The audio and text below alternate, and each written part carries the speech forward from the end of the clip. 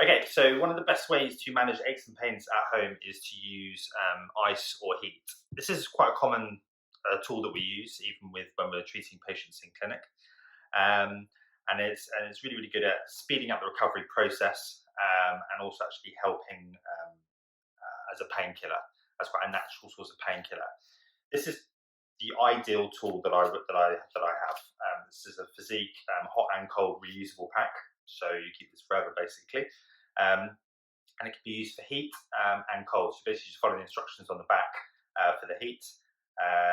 Basically, just chuck it in the microwave for like 30 seconds maximum, and then it's a really good heat-based tool that you can apply directly to the skin.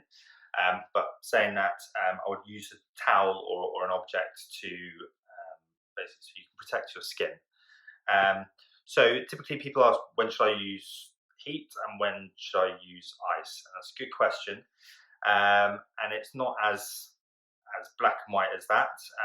Typically, if you've just injured yourself, so if you've just done it by exercising, or you think you've overdone it when you've been out on a run or working out at home, then I would say you probably need to use the ice because inflammation will most likely be present, and that's exactly what the ice does. It decreases the inflammation by restricting the blood flow, and then when you take the ice off, your body brings in fresh blood to the area, and then that's ideal for decreasing inflammation because that's what's causing the pain and the tightness in the area. When you should use heat is more of when it's been bothering you for a long time and all you're really experiencing is general stiffness, or if ice isn't giving you any benefit. Um, Now, how you apply it is quite different because this is quite a long pack, and it's really good if you're using it on your lower back or your mid or upper back, for example. You can just basically place it on your back directly when you're lying on your front. Is the best way to do it. If you want to use it on a smaller area, I would just fold it in half like that, and then basically place it directly onto an area. So, for example, if you wanted to have it on the elbow, for example, you could have it wrap it all the way around, and then use a towel, um, and then use the towel to basically wrap it round, and then you can wrap it like that. And then what you can do is you can have this basically on a desk, or while you're lying on a sofa, for example, you can just have it basically placed next to you. This can be applied directly to the skin, but just be careful of the temperature, the extreme temperature that you have. I would basically damp the towel, so run it under a cold tap, and then wring it out, and then place it around the pack like that, and then you can place it onto the neck or onto the upper shoulder if it is like that. But obviously, the more layers you have, then the less effective the ice pack or the heat pack is going to be on your skin. Okay, so typical injuries that you might use ice or heat for. So as I said before, heat is used for kind of stiff joints. So stiff neck, stiff lower back, you can basically place some heat on it, and that feels quite nice.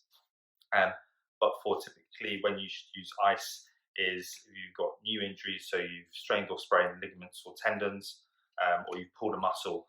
Generally, you're going to know if you've pulled a muscle. Obviously, the muscle is going to be quite sore, and you will physically feel redness in the area. So that tells you that putting heat on that is not going to be a good idea. So that's where you want to put cold on that area. Generally, arthritis or arthritic type symptoms. That's again, inflammation is going to be present, so then you want to decrease that using some ice. But again, don't be impartial to using heat if cold you typically don't enjoy, or if it's not that effective for you. Don't obviously leave the cold or heat on for too long. The heat you'll know because you won't really feel it anymore, and then you want to take it off. That'll be around 10-15 minutes, I'd say, for a big muscle group or a big range of joints.